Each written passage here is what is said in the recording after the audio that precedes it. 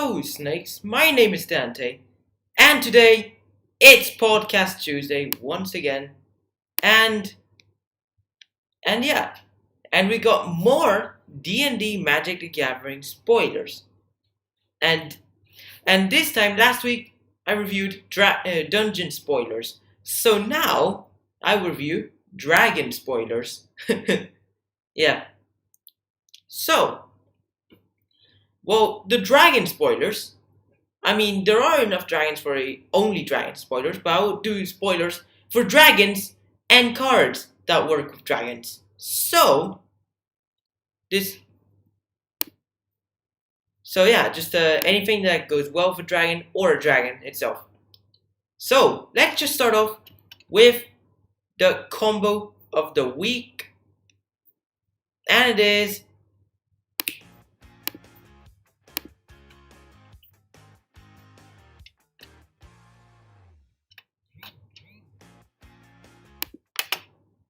What? Why is it not working? And we've got Intruder Alarm, Imperious Perfect, and Llanowar Elves. Well, if you have a creature that can tap for multiple mana, then you can get infinite mana with it. But with that, you get infinite elves, because you tap for green, use a green, and tap Imperious Perfect to create a 1/1 elf warrior. So, you untap all the creatures that way, and you do that for infinite creatures. And with multiple mana creatures, or a creature that taps for multiple mana, you get infinite mana with this combo. It's nice, yeah. Yeah. And it's cool. I just saw the interaction of the free cards and I was like, hey, that's infinite. So that's the combo of the week. Now, for the non-bo of the week, which is the opposite of a combo, we've got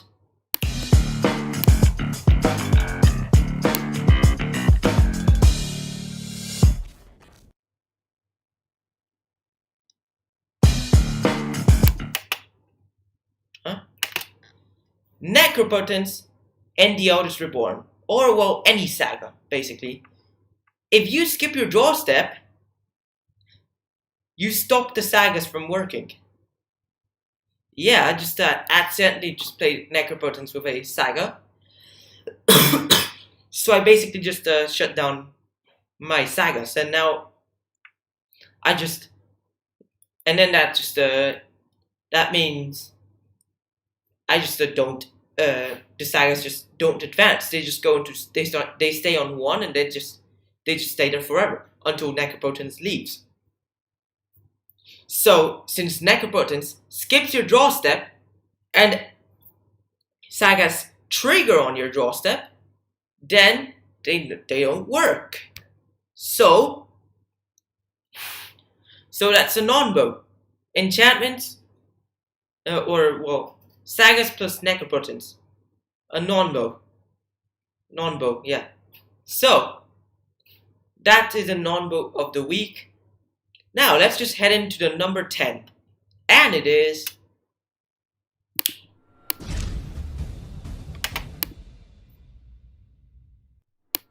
now it works, okay. Minion of the Mighty. 1 mana, 0/1. That basically, kobold with Menace and Pack Tactics when it attacks. Put a dragon from your hand on the battlefield tapped and attacking. Which Pack Tactics means if you're attacked with creatures with total power 6 or greater this combat, you create a dragon. You put a dragon from your hand, tapped and attacking. So, basically, you can do a turn 2 kill in standard with this. You do Minion of the Mighty as turn 1. Turn 2 Infuriates to give this +6/+4 until end of turn, so it turns it into a 6/5.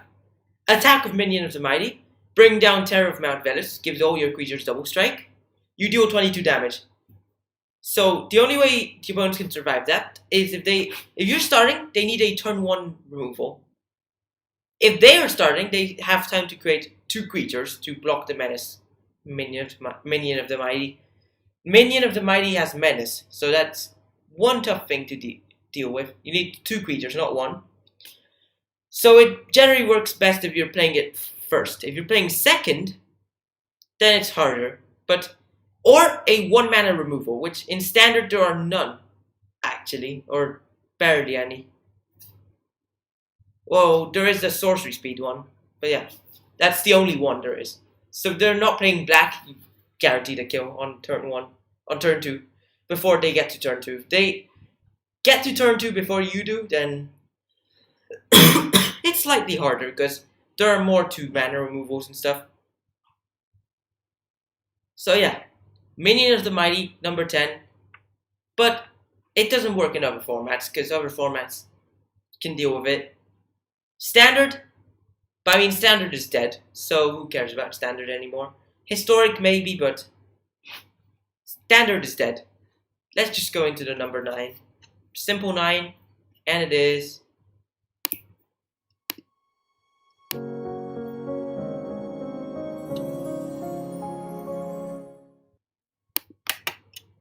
Ebondeath, Dracolich.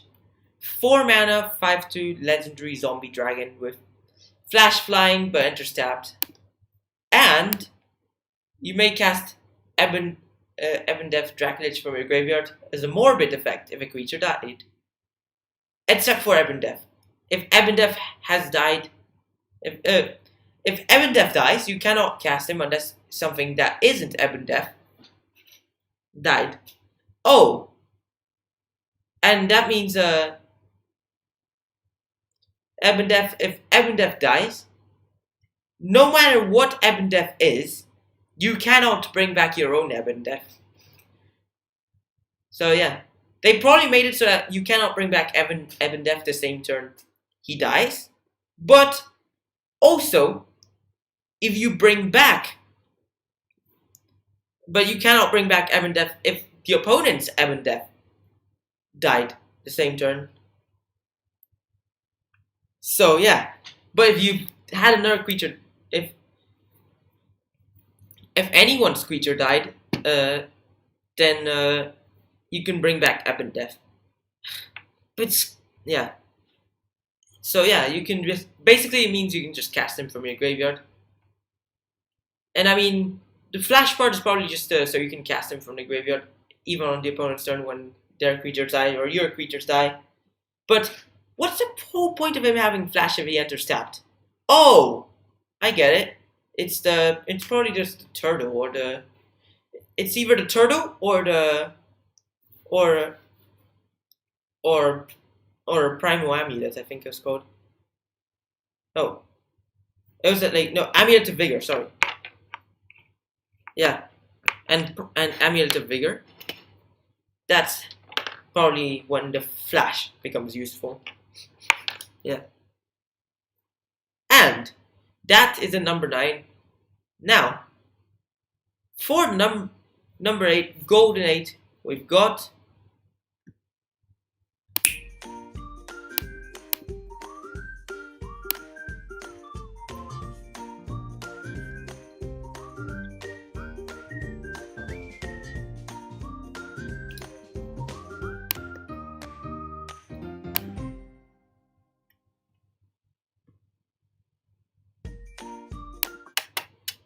Old Gnawbone, 7 mana, 7/7, legendary dragon with flying.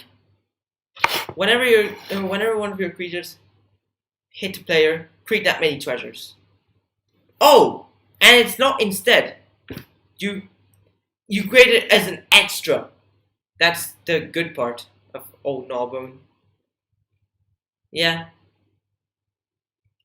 And it's just very cool because you just get dragons and stuff. Like, you play this in Dragon Tribal, and like, you just hit someone, you create treasures, use the same treasures to cast more dragons. Oh darn, that's gonna be insane. Oh wait, this can be infinite with a Hellkite's Charger. You can just you hit players, you create treasures to take extra combats, or Najeela plus Old Gnawbone. Oh my god, this is gonna create combos. Yeah. That's next podcast we'll have a combo using Old Gnawbone. There we go. Next podcast, we're having old Gnawbone combo. Now, for the number 7, the simple number 7, it is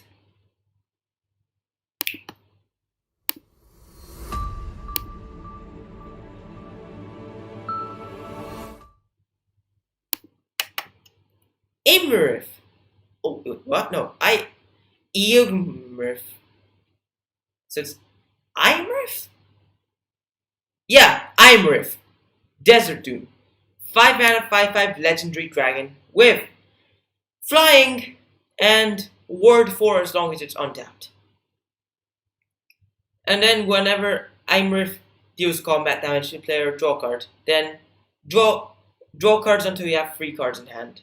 If you have less than 3 cards. So yeah, it's either draw a card or you draw until you get free. If you have more than 3, you just draw a card. You already have 3, then if you have less than 3, then you draw until you get 3. That's the neat part of Imrith. And yeah, and you know, Ward was introduced in Strixhaven and had a major role in the commander sets, but in the commander decks. But wow, they ditched the flip mechanic and replaced it with Ward. And yeah, so because the new Dungeons and Dragons set also has Ward cards, but no flip cards. So I think Wizards has ditched the flip card concept, and now they're making Ward cards instead. Because Strixhaven had both, but now it's only Ward, no flip cards. I mean, the Innistrad set is gonna have the next Innistrad set is gonna have transforming werewolves, and yeah, so transform is gonna come back, and of course that means there's gonna be more flip cards and stuff. But there's not gonna be cards where you just play one side or the other side. Well, maybe yes, but not the werewolves and stuff. There's gonna be maybe if they have flip cards, they also have transform cards, but I don't know. Maybe flip cards that transform into the other side. Oh, that's gonna be interesting. Yeah. Like a 3 mana 2/2 that basically can transform into a 7 mana 7/7 if you pay 4 mana. Or you can cast 7 mana 7/7. And we'll have different abilities. Oh, that could be interesting. Would you like to see this in the next Innistrad set? Well, to the number 6, and it is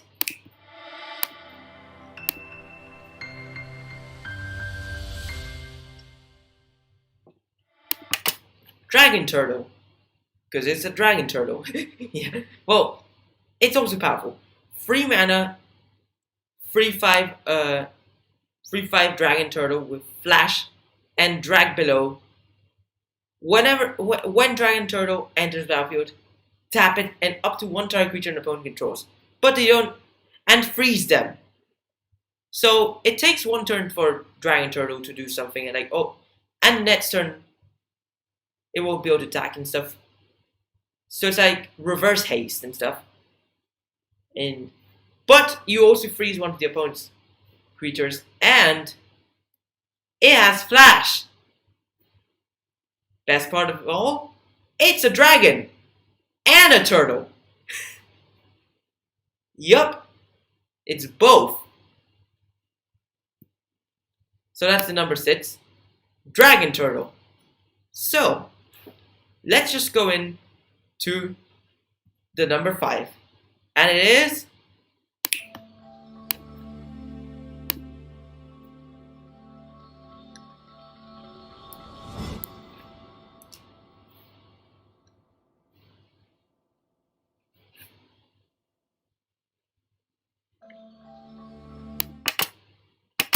remember him from last podcast?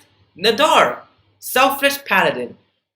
The 3 mana 3/3 legendary dragon knight with vigilance, and whenever enters or attacks, venture into the dungeon. And your other creatures get +1/+1 as long as you complete a dungeon. And yeah. And A very nice card. It also has vigilance, yeah. And also, we're getting more dragons that don't fly. I think after the Dungeons and Dragons season, like one of the upcoming podcasts, top 10 dragons that don't fly. Like, seriously, there's like two dragons that don't fly. Okay, this a dragon that doesn't fly. Another dragon that doesn't fly. Oh, and he's and it wields a sword as well. Oh my god. This flies though. And also flies. Flies. That's not a dragon. But it works with dragons. Flies, flies, flies. Does not fly.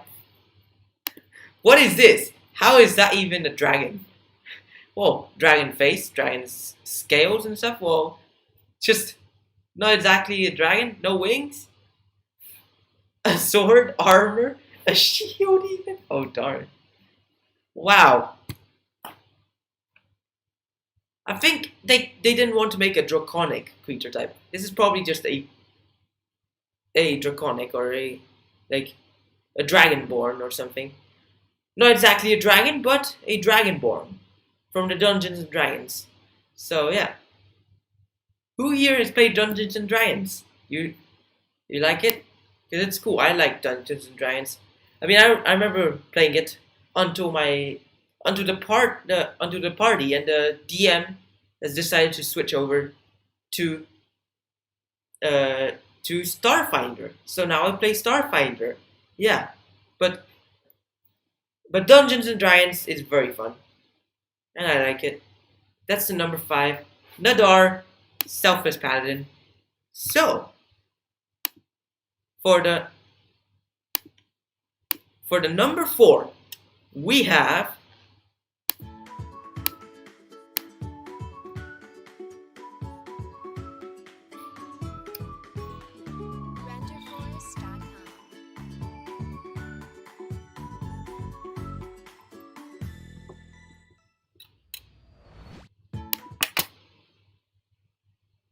let's translate this name. This is a Spanish card. So, it is Hell of the Star Mountains. Yes, that is just the translation.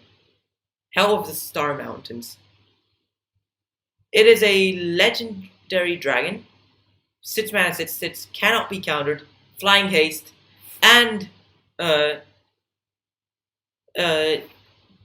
and you can pay red to give it +1/+0 until end of turn. When his power becomes 20 that way, oh, it has to be exactly 20. It deals 20 damage to any target. So,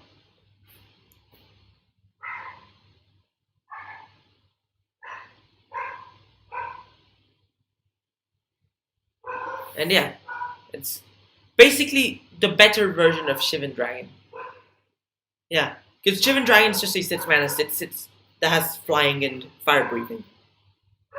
But this is a 6 mana 6/6 uncounterable dragon with flying haste and fire breathing. But if it hits 20, then it deals 20 damage to something. So unless if you have something that can grow it, then you'd need 14 red mana to power it up to 26 that can deal 20 damage to something. Oh! And it's not once. You can even do it same turn. If you can somehow give it -1 attack, then give it +1 attack, 20 damage again. So, you just need 2 hits from him, and there you go. You just kill someone in Commander with the Hell of the Star Mountains. I don't know the actual name for the card. It's gonna be revealed in the set, but the Spanish one got spoiled. So yeah, so that's just you know the actual name, then or when the actual name gets revealed, then just feel free to leave it in the comment section if it's close enough to the Spanish name. Let's go to the golden free, and it is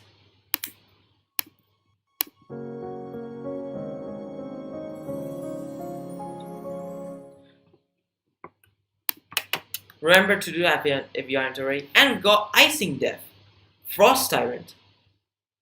4 mana, 4/3 legendary dragon with flying vigilance, and when it dies, create Icing Death, Frost Tongue, a legendary equipment with equipped creature gets +2/+0, and whenever equipped creature attacks, tap target creature defending player controls, and equip 2. So, I would want to see what are the odds of getting Icing Death and Icing Death token in the same pack. That's what I'm just wondering. If I'm having like extreme luck with the MH2 boosters, hopefully it carries over to the next set. Yeah. But Icing Death, interesting card. And it's a dragon that turns into an equipment when it dies. And equipment is actually not really that good, but it's still cool. 4 mana, 4/3 flying vigilance is still a good thing. Nearly Serra Angel though. Oh, and it turns into an equipment when it dies. It's like a dancing sword or something. I don't know. There's this new sword that can just you equip it onto a creature, and then when the creature dies, you turn the sword into a creature. So that kind of reminds me of Call of Duty Black Ops 3 on Shadows of Evil. But Icing Death, great card, great concept. Nice art. I don't know if it's gonna be playable. Reminds you of Ski Dubai as well. Icing Death. Yeah, reminds you of the dragon, the ice dragon sculpture at the Ski Dubai entrance. Anyways, I don't go through that entrance anymore. I go to Ski Dubai for skiing. I used to go to Ski Dubai for the Ski Dubai activities and being in -4 degrees, but Celsius, yeah. But now I just go to Ski Dubai for skiing. That's the number 3. Icing Death, Frost Tyrant, number 2. And it is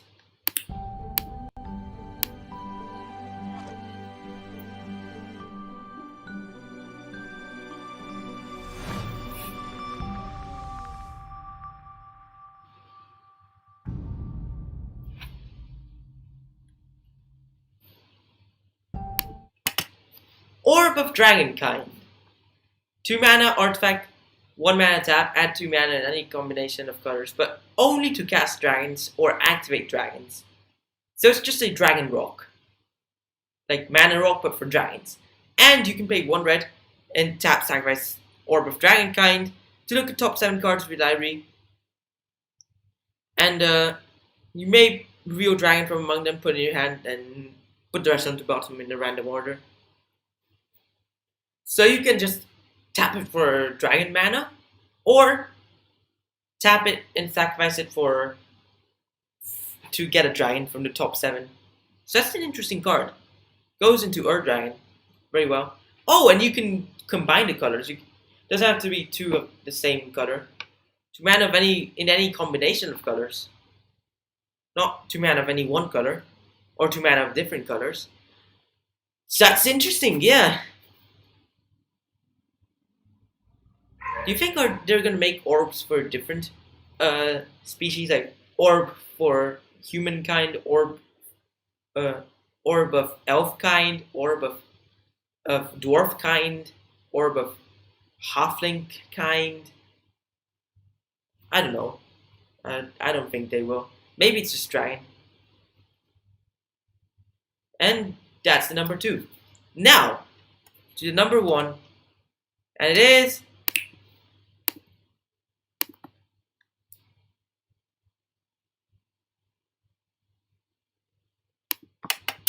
Tiamat, 7 mana, 7/7 legendary dragon god with flying.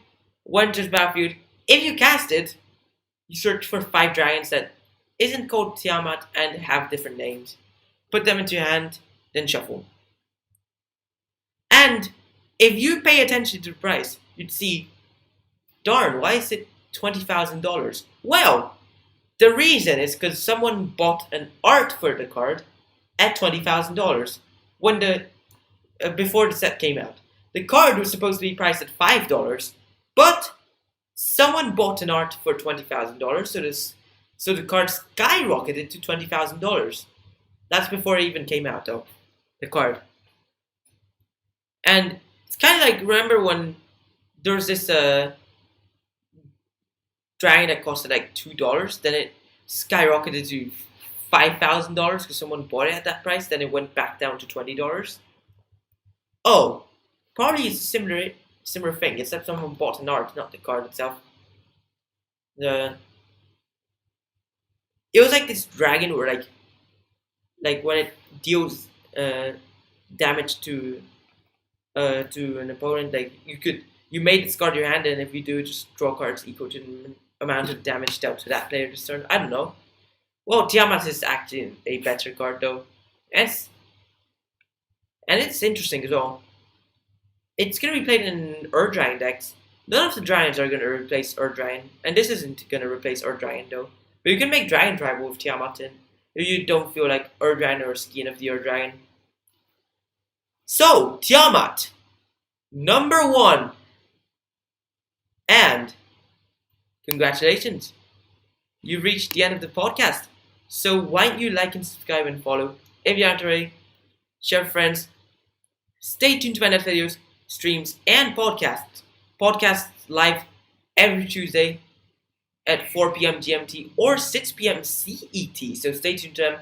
Watch my other videos too. Thanks for watching. Hope you enjoyed it. And bye.